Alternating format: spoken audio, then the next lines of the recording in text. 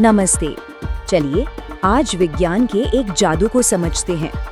कभी सोचा है कुछ चीजें पानी में डालते ही अरे भाई गायब सी हो जाती हैं और कुछ वैसी की वैसी पड़ी रहती है। आज हम NCERT विज्ञान के अध्याय 9 में इसी जादू के पीछे के विज्ञान की परतें खोलेंगे।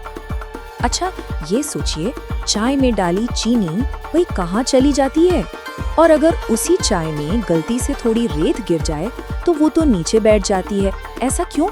ये सवाल हमारे रोज के जीवन से ही तो जुड़े हैं और इनका जवाब विज्ञान में ही छिपा है।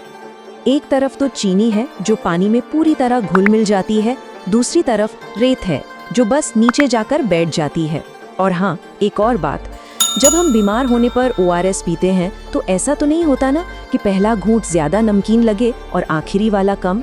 हर घूंट का स्वाद बिल्कुल एक जैसा होता है। तो इन सब सवालों के जवाब हमें विलियन यानी सॉल्यूशंस की दुनिया में मिलेंगे। तो देखिए, ये जो छोटी छोटी बातें हैं ना, इनको समझना सिर्फ क्लास 8th के नंबरों के लिए जरूरी नहीं है। ये विज्ञान की एक ऐसी मजबूत नींव बनाती है जो आगे चलकर JMI और AMU जैसी बड़ी प्रवेश परीक्षाओं में भी बहुत काम आती है। तो चलिए फिर शुरू करते हैं ये दिलचस्प सफर। और हाँ, अगर NCERT साइंस को क्लास 8 से 12 तक बिल्कुल किताब के उदाहरणों के साथ और साफ साफ लॉजिक से समझना चाहते हैं तो बुक बडी एक भरोसेमंद साथी है। ठीक है, तो इस अध्याय में हम क्या क्या समझने वाले हैं। हम शुरुआत करेंगे मिश्रण और विलयन से, फिर जानेंगे कि विलयन संतृप्त कैसे होते हैं, उन पर तापमान का क्या असर होता है। उसके बाद हम घनत्व के बारे में बात करेंगे, कौन सी चीज तैरती है और कौन सी डूबती है, द्रव्यमान और आयतन को कैसे मापते हैं, और आखिर में देखेंगे कि घनत्व हमारी रोज की जिंदगी से कैसे जुड़ा है। तो चलिए शुरू करते हैं हमारी पहले टॉपिक से। समझते हैं कि जब चीजों को मिलाया जाता है तो क्या होता है। सबसे पहले ये जानते हैं कि मिश्रण यानी मिक्सचर होता क्या है। देखिए, मिश्रण दो तरह के हो सकते हैं। एक होता है समारूप मिश्रण। समा मतलब समान, रूप मतलब रूप, जैसे पानी में चीनी घोल दी या ORS का घोल बना लिया। आप कहीं से भी एक चम्मच निकालें, स्वाद एक जैसा होगा, सब कुछ बराबर घुल मिल गया है। और दूसरा होता है विषम रूप मिश्रण। विषम मतलब अलग अलग, जैसे पानी में रेत डाल दी, साफ साफ दिखता है कि रेत अलग है और पानी अलग। आप उन्हें आसानी से पहचान सकते हैं। अब ये जो समारूप मिश्रण है ना, जिसमें सब कुछ एक जैसा घुल मिल जाता है, इसी को विज्ञान की भाषा में एक खास नाम दिया गया है और वो है विलयन या सॉल्यूशन। और हर विलयन के दो हिस्से होते हैं। एक होता है विलय, मतलब वो चीज जो घुल रही है, जैसे नमक या चीनी, और दूसरा होता है विलायक, जिसमें उसे घोला जा रहा है, जैसे पानी। तो विलय और विलायक मिलकर बनाते हैं विलयन। अब सवाल ये है कि विलय गायब कहाँ हो जाता है। होता ये है कि विलायक के कणों के बीच में ना थोड़ी थोड़ी खाली जगह होती है और विलय के जो छोटे छोटे कण हैं वो उन्हीं खाली जगहों में जाकर समा जाते हैं। बिल्कुल वैसे ही जैसे भीड़ में लोग एक दूसरे के बीच जगह बना लेते हैं, इसीलिए वो हमें अलग से दिखाई नहीं देते। इसका एक बहुत ही मजेदार उदाहरण है गुलाब जामुन की चाशनी। सोचिए, चाशनी में तो चीनी पानी से कहीं ज्यादा होती है ना, लेकिन फिर भी चीनी को ही विलय कहा जाता है और पानी को विलायक। क्यों? क्योंकि पानी ही वो चीज है जो चीनी को घोल रहा है। तो नियम ये है कि जो घोलता है वो विलायक। तो अब तक हमने ये समझ लिया कि विलय विलायक में घुल जाता है, पर सवाल ये है कि कितना? क्या हम एक गिलास पानी में जितना मर्जी चाहे उतना नमक घोल सकते हैं? इसकी कोई सीमा है या नहीं? चलिए इसी को समझते हैं। जब तक किसी विलायक में और विलय घुलने की गुंजाइश होती है, उसे हम कहते हैं असंतृप्त विलयन। मतलब अभी इसमें और चीनी या नमक घोला जा सकता है। लेकिन जब हम घोलते जाते हैं और एक समय ऐसा आता है कि और विलय घुलना बंद हो जाता है, तो वो बन जाता है संतृप्त विलयन। बस अब और नहीं। बिल्कुल वैसा ही जैसा हमारी किताब की एक्टिविटी 9.1 में होता है। एक ग्लास में नमक पूरी तरह घुल गया है, वो है असंतृप्त विलयन।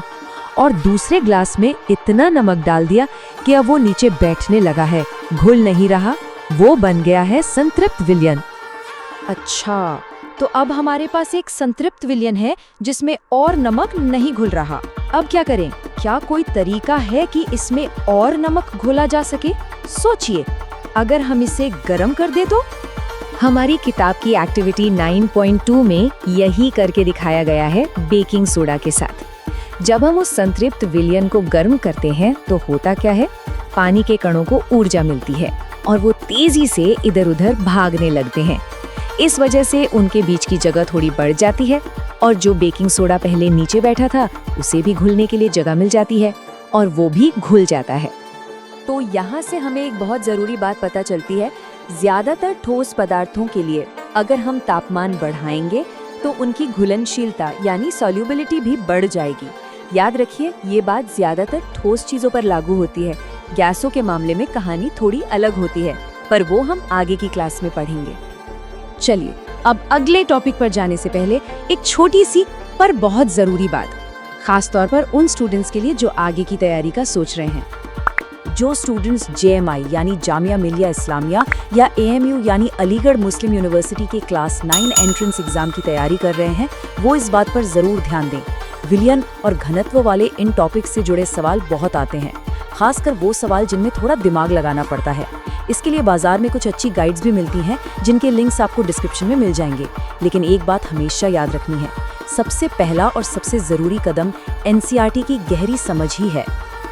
अच्छा, चलिए अब एक नए सवाल पर चलते हैं। कभी सोचा है कि तेल पानी के ऊपर क्यों तैरता है, पर लोहे की एक छोटी सी कील भी डूब जाती है? लकड़ी तैरती है, पत्थर डूब जाता है, ऐसा क्यों? इन सभी सवालों का जवाब विज्ञान के एक बहुत ही ज़रूरी कॉन्सेप्ट में छिपा है, जिसे हम कहते हैं घनत्व। तो ये घनत्व या डेंसिटी है क्या?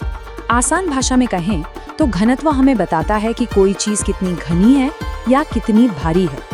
मतलब किसी दी गई जगह में कितना पदार्थ यानी द्रव्यमान भरा हुआ है। इसका एक सीधा सा फॉर्मूला है, घनत्व बराबर द्रव्यमान बटा आयतन।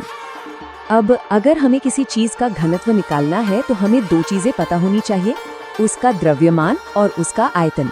द्रव्यमान यानी वजन हम डिजिटल बैलेंस से मापते हैं, जैसा हमारी किताब की एक्टिविटी 9.3 में है, और आयतन यानी वो कितनी जगह घेर रही है उसे हम मेजरिंग सिलेंडर जैसे उपकरणों से मापते हैं, जैसा एक्टिविटी 9.4 और 9.5 में समझाया गया है।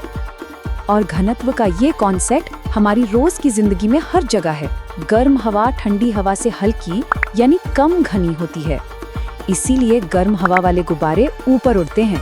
और एक और कमाल की बात, बर्फ पानी पर क्यों तैरती है? क्योंकि बर्फ का घनत्व पानी से कम होता है।